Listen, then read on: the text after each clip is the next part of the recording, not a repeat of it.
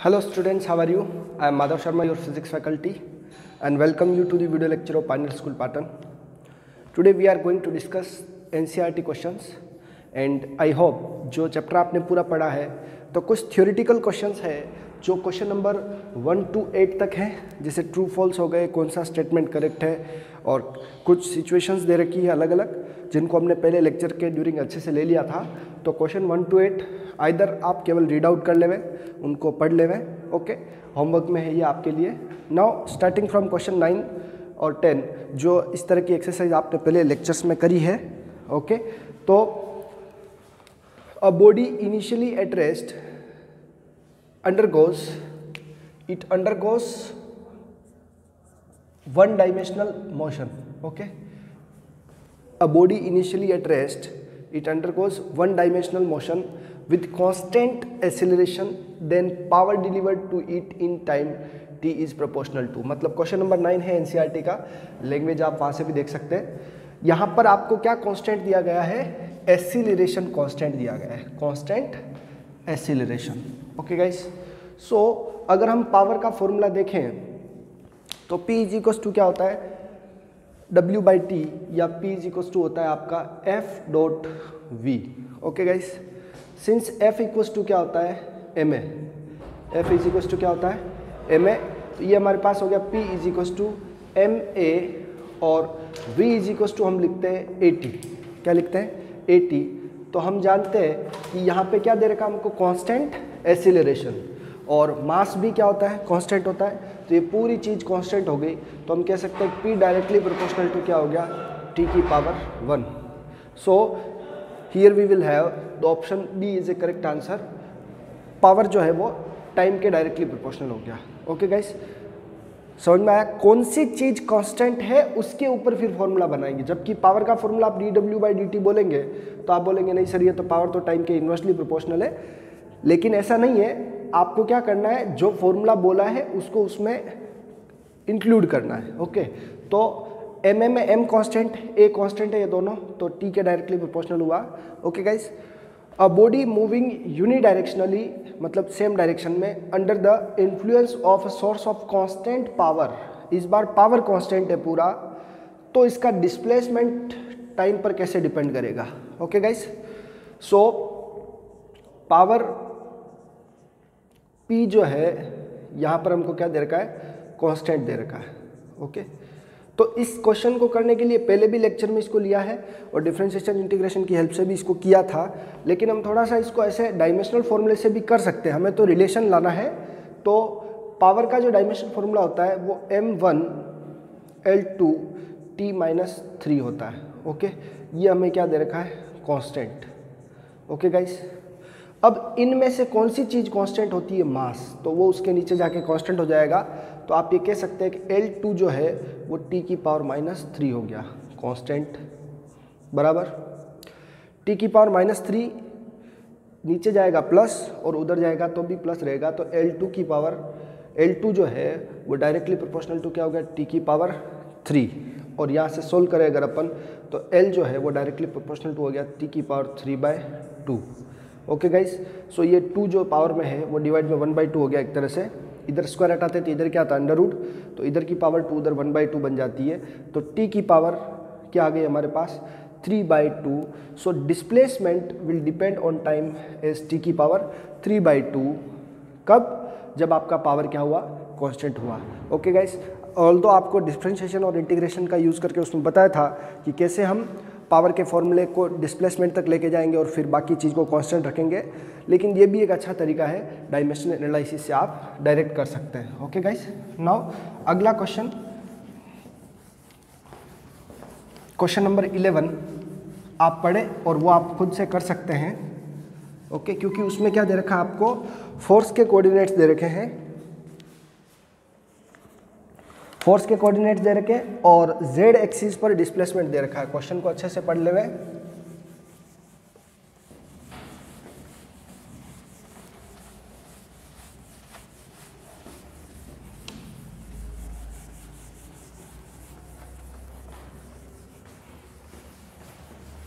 तो आपको work done पूछा है, तो हम जानते हैं कि जो एफ के कोऑर्डिनेट है -ik + 2jk + 3kk, तो इनमें से अगर डिस्प्लेसमेंट आपका z एक्सिस के अलोंग है तो केवल z एक्सिस का पावर क्या होगा, z एक्सिस का वर्क डन काउंट होगा f × z एक्सिस का। तो 4 × 3 करेंगे 12 जूल आ जाएगा। इस क्वेश्चन के लिए हम टाइम नहीं लगाएंगे, ये क्वेश्चन आपको होमवर्क में डाल रहा हूँ मैं। ओके, 11 क्वेश्चन भी होमवर्क में है। Now we will go to the question number 12। Okay, so question 12,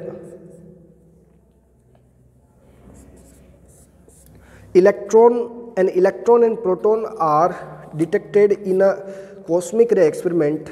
The first with kinetic energy 10 electron volt, means given लिख रहा हूँ मैं डायरेक्ट, given है kinetic energy of electron 10,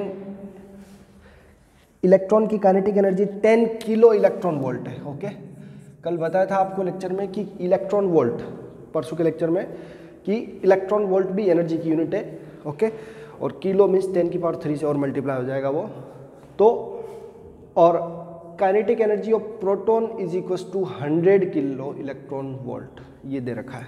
okay, अब हमें साथ में और भी चीज़ें दे रखी है कि मास ऑफ इलेक्ट्रॉन 9.1 10⁻³ kg, जो डायरेक्ट वैसे भी हमको पता रहता है, और mass of proton 1.67 × 10⁻27 kg।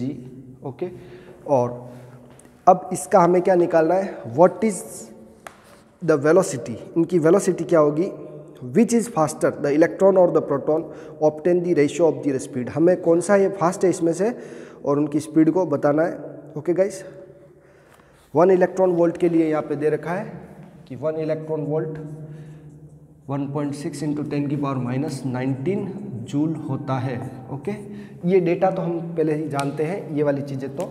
Okay, question में ये दो वैल्यू आपके लिए नहीं है, आपको निकालना है कि कौन सा इलेक्ट्रॉन की वेलोसिटी और प्रोटॉन की वेलोसिटी का रेशियो क्या है। ओके, या Vp/VE, जो आप निकालना चाहे वो निकाल लेवे। ओके, समझिएगा आप, since kinetic energy of electron, kinetic energy of electron क्या होगी, Ke is equal to half mass of electron into velocity of electron का स्क्वायर। ओके गाइस, और काइनेटिक एनर्जी ऑफ प्रोटॉन क्या होगी, Kp is equal to half mass of proton velocity of proton का square.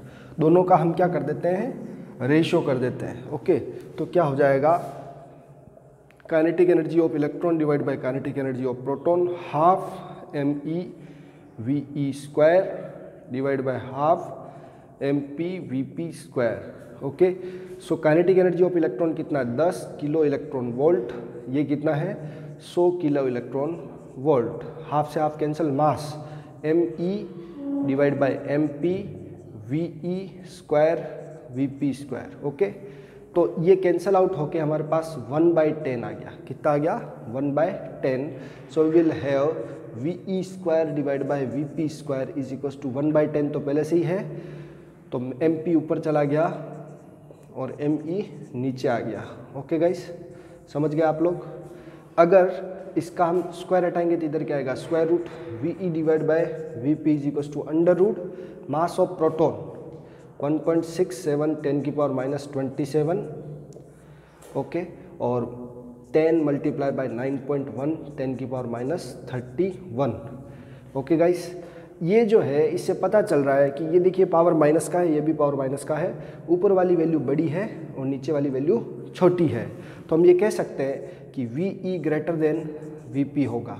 Velocity of electron is greater than velocity of proton. भले ही electron की energy क्या है, कम है, लेकिन फिर भी उसकी वेलोसिटी क्या है, ज़्यादा है। रीज़न यह है कि उसका मास बहुत कम है इसलिए। ओके, तो अब यहाँ पर हम इसका जो वैल्यू है वो सोल्व करके लिख देंगे कैलकुलेटर से डिवाइड करके, तो हमें अप्रॉक्स आंसर मिलेगा 13.54। क्या मिलेगा, 13.54। ओके गाइस, तो वी कैन से कि velocity of electron is 13.54 times the velocity of proton. Okay, तो वेलोसिटी ऑफ इलेक्ट्रॉन ज़्यादा होगी इस पर्टिकुलर केस में जब उसकी एनर्जीज हमको दे रखी है तो velocity of electron is greater than velocity of proton. Okay, और नेक्स्ट देखिए, क्वेश्चन में केवल हमें बताना था कि which one is moving faster, कौन सा फास्ट चल रहा है, तो electron is moving faster.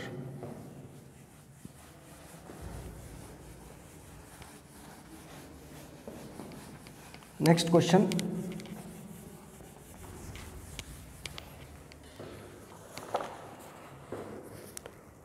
a raindrop of radius 2 mm falls from height of 500 metre above the ground। एक रेन ड्रॉप है जो 500 मीटर की ऊंचाई से गिरती है। ओके, 2 mm की उसकी रेडियस है। Question number 13, a raindrop of radius r for a raindrop r is equals to 2 mm means 2 into 10 की पावर -3 मीटर, और हाइट कितनी है h 500 metre. Okay guys, now ये कह रखा है कि it falls on with decreasing acceleration. Acceleration धीरे धीरे इसका कम होता है, यानी कि क्या होता है, एयर की रेजिस्टेंस इस पे काम करती है। तो पहले जो इस पे जो स्मॉल जी लग रहा था वो एयर की रेजिस्टेंस की वजह से एसिलरेशन धीरे धीरे डिक्रीज होता है until its half original height. 500 metre की जो हाइट है उससे आधे हाइट तक तो ये डिक्रीज होता है और फिर एसिलरेशन 0 हो जाता है, फिर यूनिफॉर्म स्पीड से चलने लगती है। What is the work done by the gravitational force on the drop in the first and second half of its journey. पहली और दूसरी जर्नी में कितना वर्क हुआ ग्रेविटेशन की वजह से, और what is the work done by the resistive force in the entire journey if its speed on reaching the ground is 10 metre पर सेकंड। जब ये 500 मीटर की ऊंचाई से नीचे आ रहा है तो इसकी स्पीड कितनी है, 10 मीटर पर सेकंड। ओके गाइस, ये हाइट कितनी है, 500 मीटर।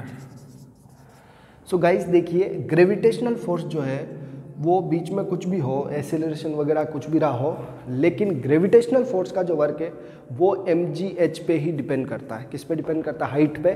तो work done by gravitational force वो कितना होगा, W is equals to mgh। Okay, तो मास हमें यहाँ नहीं पता है, तो थोड़ा सा मास के लिए हम यहाँ बात करते हैं कि ये रेडियस है और वाटर की जो डेंसिटी होती है वो 1000 लेते हैं अपन 10 की पावर 3 kg पर मीटर क्यूब। तो मास इज इक्वल्स टू क्या होता है, वॉल्यूम इनटू डेंसिटी। तो वाटर की डेंसिटी 10 की पावर 3 लेते हैं, तो वॉल्यूम क्या हो गया, 4/3 पाई r क्यूब, 2 इंटू 10 की पावर -3 का होल क्यूब इंटू डेंसिटी 10 की पावर 3। इसको हम लोग सोल्व करेंगे और हमारे पास क्या आ जाएगा, किलोग्राम में इसकी रेन ड्रॉप की मास आ जाएगा। ओके, इस पर्टिकुलर रेन ड्रॉप का जो मास है वो वॉल्यूम मल्टीप्लाई बाय डेंसिटी से आएगा। Okay, so we will have 3.35 10 की पावर -5 kg। क्या मास आया उसका, 3.35 10 की पावर -5 kg। ये इसको सोल्व करने से आएगा।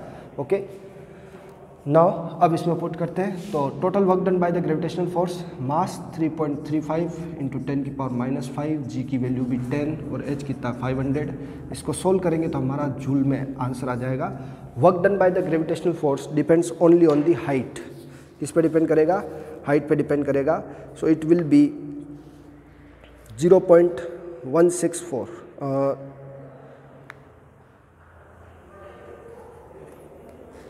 टोटल जो वर्क डन है 250, 0.028 हाफ के लिए है तो 0.164। ओके, ये हो गया हमारा टोटल इसका वर्क डन। कैलकुलेटर से मल्टीप्लाई कर लेते हैं, 3.35 मल्टीप्लाई बाय 500,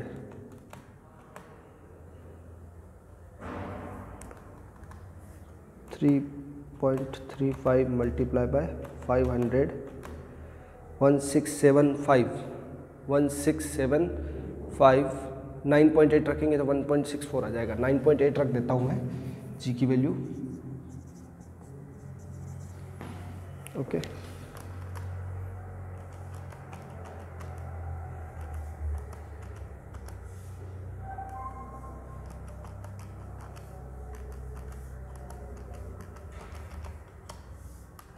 अप्रोक्स यही मिलेगा हमको। Okay guys, now what is the resistance of the air. अगर इस जगह इसकी पहुंचते समय वेलोसिटी 10 मीटर पर सेकंड है, ओके, तो बीच में रेजिस्टिव फोर्सेस का वर्क डन कितना है, तो since kinetic energy at the ground, kinetic energy कितनी है इसकी, equals to half M V square. Okay, तो काइनेटिक एनर्जी को किससे लिख देते हैं, के से, half M V square, half मास कितना है 3.35 10 की पावर -5 इंटू वी, वेलोसिटी कितनी 10 का स्क्वायर। ओके गाइस, इसको जब हम सोल्व करेंगे तो ये हमारे पास क्या आ जाएगी, काइनेटिक एनर्जी। एक्चुअल जो एनर्जी है जो उसमें बच रही है वो है 1.675 10 की पावर -3, 1.675 10 की पावर -3 जूल। ओके, अब जो इन दोनों का डिफरेंस होगा वही क्या होगा, रेजिस्टिव फोर्सेस का वर्क डन होगा। Okay, so work done bye resistive forces, resistive forces का जो वर्क डन होगा वो इतनी एनर्जी तो इसके अंदर बची है और टोटल इतना उसका वर्क डन है, तो हम इन दोनों क्या करेंगे, सब्ट्रैक्ट कर लेंगे तो हमारा आंसर आ जाएगा। Okay, work done by the resistive forces 0.164 है, उसमें से हमको 1.675 10 की पावर -3 को माइनस कर देंगे, अपन सब्ट्रैक्ट कर लेंगे, लाइक बना के सब्ट्रैक्ट करें आप लोग। ओके, तो आंसर आएगा 0.162 joule. Okay guys, this is the way कि कितना रेजिस्टिव फोर्सेज ने वर्क किया है। ओके, इसको न्यूमेरिकली आप लोग सोल्व करके देख लेवे, आपको आंसर मिल जाएगा। नेक्स्ट क्वेश्चन देखें, इसका स्क्रीनशॉट ले लेवे या खुद से एक्सरसाइज में सोल्व करें। ओके, अगला क्वेश्चन थ्योरेटिकल है, उसको आप खुद से करें। तो क्वेश्चन नंबर 14 जो है वो आप होमवर्क में थ्योरेटिकल है, केवल उसको रीड आउट करें। ओके, और अगला जो यहाँ पर देखिए कि कुछ बच्चों को यहाँ दिक्कत आ सकती है, तो आप देखिए इसको लाइक बना लेवे, 0.164 माइनस इसको 10 की पावर 3 के साथ भेजेंगे तो 0.001675। अब दोनों को माइनस करें, आपको यही आंसर मिलेगा। Okay, now we will go to the question number 15 over here.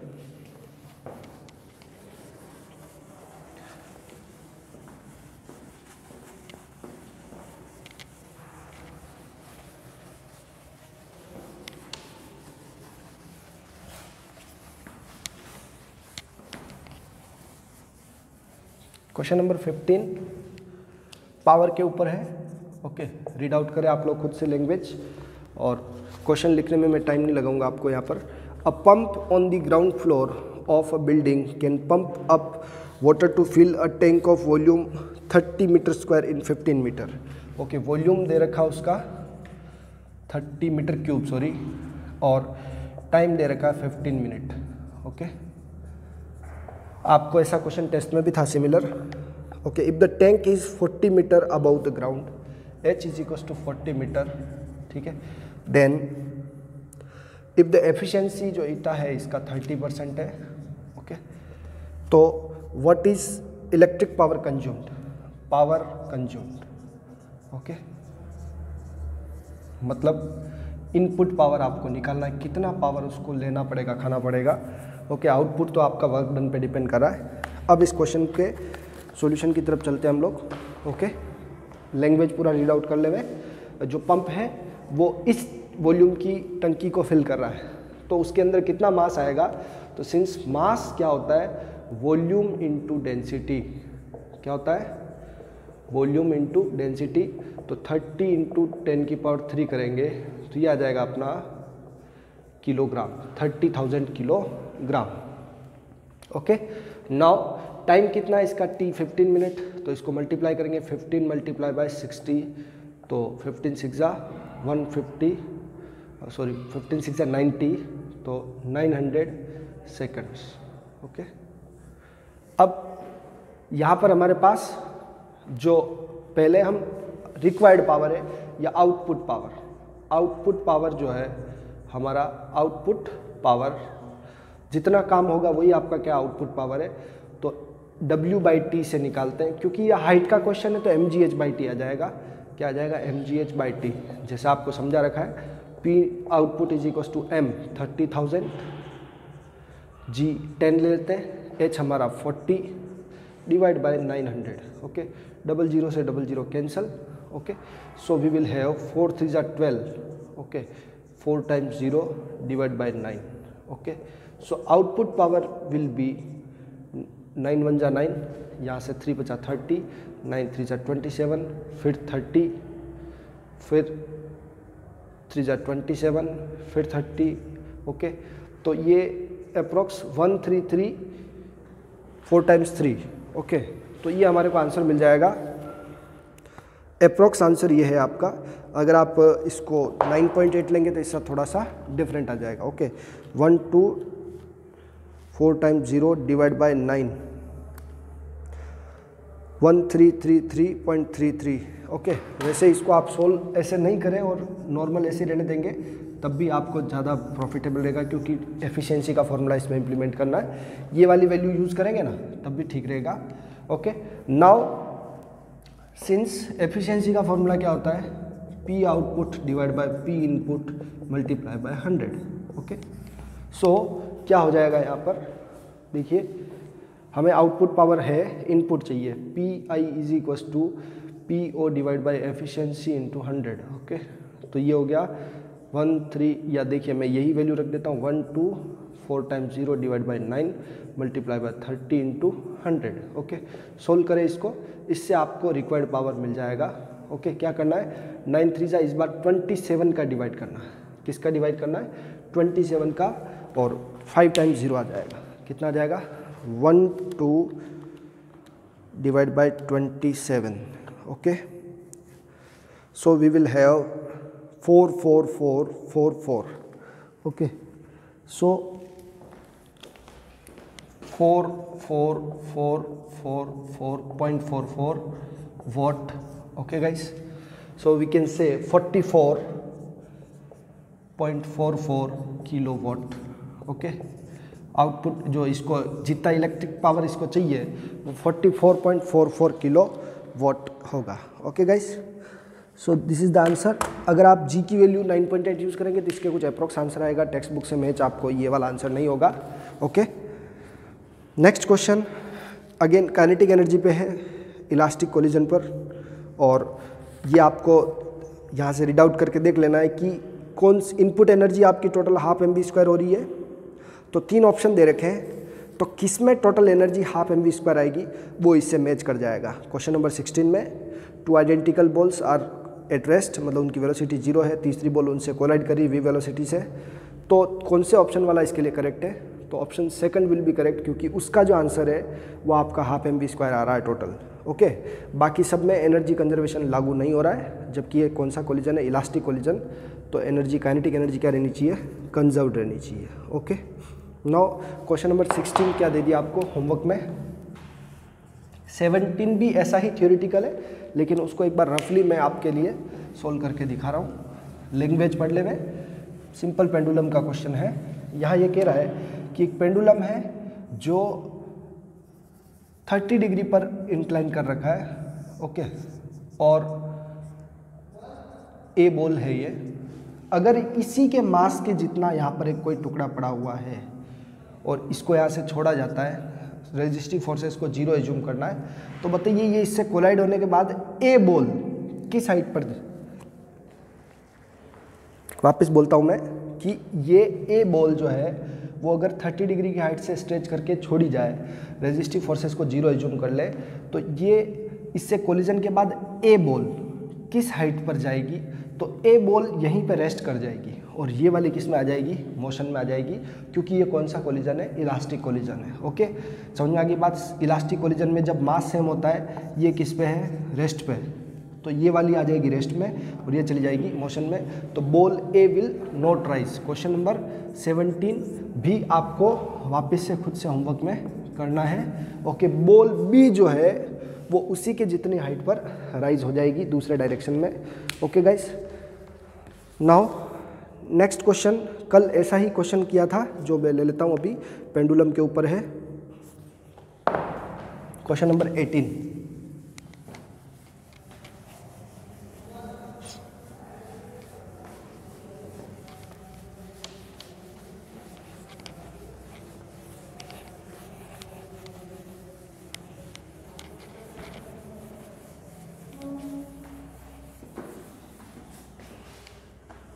Question number 18 ये है कि एक सिंपल पेंडुलम है जो इस तरीके से रेस किया गया, यहाँ पर ए पर बी पर, इसकी लेंथ कितनी 1.5 मीटर, तो ये भी कितनी होगी 1.5 मीटर। इसको यहाँ से ड्रॉप किया गया। अगर 5% energy is lost, 5% energy dissipate हो जाती है रेजिस्टिव फोर्सेस की वजह से, तो इस जगह उसकी वेलोसिटी क्या होगी। Okay, got it guys. So क्या करना है कि इस जगह पे उसकी एनर्जी कितनी है mgh, और इस जगह पर उसकी पोटेंशियल एनर्जी मिनिमम रहती है, तो यहाँ पर केवल काइनेटिक एनर्जी बचेगी। ओके, अगर ये ग्राउंड पर टच हो रहा है तो सिंस के ई जो है वो किसके इक्वल है, पी ई के इक्वल है, लेकिन उसके किसके इक्वल है, 5% लॉस्ट हो गया ना, तो 95% के इक्वल है। किसके इक्वल है, तो half M V square is equal to M G H का 95%। ओके, मास दोनों तरफ से कैंसिल हो गया, हाफ वी स्क्वायर, जी 10 ले लेते हैं, एच कितना है 1.5। ओके, और 95 को सोल्व किया तो ये 19 डिवाइड बाई 20 आ गया। 2 इधर से और मल्टीप्लाई में आ जाएगा, तो V square is equal to 2 into 10 into 1.5 into 19 divide by 20 का स्क्वायर हटाएंगे तो क्या आएगा, स्क्वायर रूट। 20 से 20 दोनों कैंसिल हो जाएगा। ओके, 1.5 इंटू 19 का स्क्वायर रूट करेंगे तो हमें उसका वेलोसिटी का आंसर मीटर पर सेकंड में आ जाएगा। ओके गाइस, ऐसे यहाँ पर परसेंटेज कोई भी चेंज होकर आपको नया क्वेश्चन बन जाता है। ओके, तो ये ध्यान रखना है कि इस जगह ये एनर्जी कंजर्वेशन का लग रहा है कि इस जगह जो पोटेंशियल एनर्जी वही यहाँ पर इसकी क्या बनती है, kinetic energy. Okay guys, so 1.5 multiply by 19। Okay, approx 5.33 answer मिल रहा है आपको। ओके, 5.33 मीटर पर सेकंड, और जी की वैल्यू 9.8 लगे तो इससे थोड़ा सा आंसर कम आ जाएगा। ओके गाइस, ये था आपका question number 18 over here. Screenshot ले लेवे, और ऐसा ही सिमिलर क्वेश्चन कल के लेक्चर में भी लिया था। क्वेश्चन नंबर 19 अगेन थियोरिटिकल है कि एक ट्रॉली है वो यूनिफॉर्म वेलोसिटी से जा रही है और उस पर कोई एक्सटर्नल फोर्स नहीं लग रहा है, ऐसा हमको मानना है क्योंकि यूनिफॉर्म वेलोसिटी है। तो उसका फोर्स क्या रहेगा, 0। तो जब भी उससे सैंड भी लीक करेगी तब भी उस पर फोर्स अप्लाई नहीं होगा, और ऑलरेडी दे रखा है कि यहाँ पर फ्रिक्शन लेस सरफेस पे जा रही है। ओके, तो थ्योरेटिकल है पूरा, उसको देख ले आप लोग क्वेश्चन नंबर 19 को। Let's take question over here 20, और क्वेश्चन नंबर 20 में सिंपल सा वर्क एनर्जी थ्योरम आपको अप्लाई करनी है। मास गिवन है, okay, mass is equals to 0.5 kg, travel in a straight line where velocity जो v है, v को एक एक्सप्रेशन दे रखा है ax की पावर 3/2, और वेयर a जो है वो एक्सीलरेशन नहीं है, a है, a को इन्होंने कोई एक पर्टिकुलर वैल्यू दे रखी है 5/2, क्या दे रखी है 5/2। ओके, समझ में आ गई बात। तो हमें ये बताना है कि what is the work done, work done निकालना है for x is equals to 0 to 2 metre. Okay guys, 0 से 2 मीटर तक के लिए वर्क डन निकालना है। तो सबसे पहले तो हमें वेलोसिटी दे रखी है, तो a की वैल्यू तो इसमें कॉमनली पुट कर लेवे, तो 4x इक्वल्स टू 0, v1 मान लेते हैं या vi मान लेते हैं, चलो a कितना 5/2 इंटू एक्स 0 का पावर 3/2, तो 0 आ गया। ओके, और 4x equals to 2 metre, vf final velocity 5/2 into 2 का पावर 3/2 इज इक्वल्स टू, देखिए यहाँ पर 8 आ जाएगा।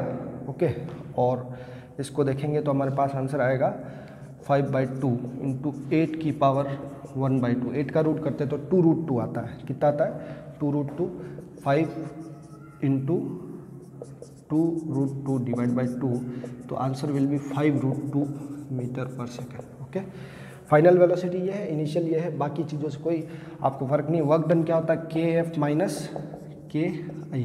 ओके, तो half M V F square minus half M V I square. Initial velocity आपका क्या है, 0 है। ओके गाइस, तो काइनेटिक एनर्जी भी 0 हो गया initial. Work done is equals to half M, mass आपको दिया 0.5 इंटू 5√2 का whole square minus 0। Okay guys, so it will be 1/2 लिख लेते हैं 0.5 को। ओके, और ये 25 इंटू 2 से 2 कैंसल।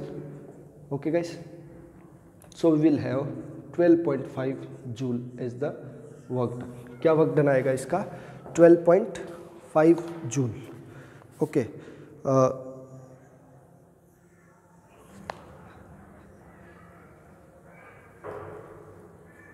ये हमारा आंसर आया है। एक बार मैं इसको क्रॉस चेक कर लेता हूँ क्योंकि न्यूमेरिकली कुछ मिस्टेक हो सकती है पावर में। यस, ये आंसर एक्चुअल में टेक्स्ट बुक से मैच इसलिए नहीं कर रहा होगा क्योंकि हमने ए की वैल्यू जो है वो प्रिंटिंग मिस्टेक की वजह से 5/2 ली है, जबकि एसिलरेशन जो भी ए है, एसिलरेशन नहीं है, इस ए की वैल्यू 5 दे रखी। ओके, अभी तो ये करेक्ट था पूरा, अब ये डिजिट क्या चेंज हो रही है, तो यहाँ पर ये वैल्यूज चेंज हो जाएगी, यहाँ पर 5 रहेगा। ओके, ए की वैल्यू क्या गिवन है, प्रिंट मिस्टेक था वो, ए की वैल्यू 5 है तो ये 5 लिया। सो यहाँ पर अपने को 5/2 नहीं रहेगा, यहाँ फिर से चेंज कर देता हूँ मैं, तो ये मिलेगा अपने को VF5। तो 5 ऐसे ही छोड़ दे इसको आप लोग, मीटर पर सेकंड। ओके, अब half M V square VF square minus VI square लगाएंगे तो हमारे पास ये वैल्यूज जो है वो चेंज हो रही है। वर्क डन, केवल ये ए में 5/2 नहीं होके केवल 5 था, तो work done is equals to half M वही है 0.5 वी स्क्वायर, इसका होल स्क्वायर कर देंगे 5 इंटू 2 की पावर 3/2 का होल स्क्वायर। ओके, सो 1/2, 0.5 को 1/2 लिखा हमने इसको भी, और 5 का स्क्वायर 25, 2 से ये 2 कैंसिल, तो 2 की पावर यहाँ क्या हो गया 3। ओके, सो 2 की पावर ये 2 है और 2 की पावर 3 तो ये 2, तो आंसर आपका क्या आ गया 50 जूल। क्या आ गया, और माइनस इनिशियल एनर्जी तो क्या है 0 है। ओके गाइस, सो ये था आपका ओवरऑल जो एक कोई प्रिंट मिस्टेक की वजह से।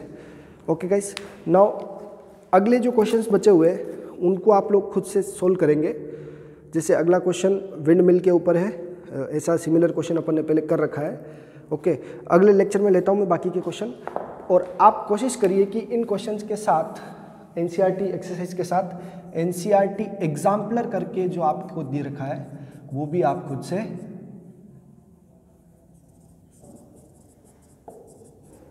एनसीईआरटी जो एग्जाम्पलर है उनको भी आप सोल्व करें, क्योंकि कम्पिटिटिव पॉइंट ऑफ व्यू से वो बहुत इंपॉर्टेंट है।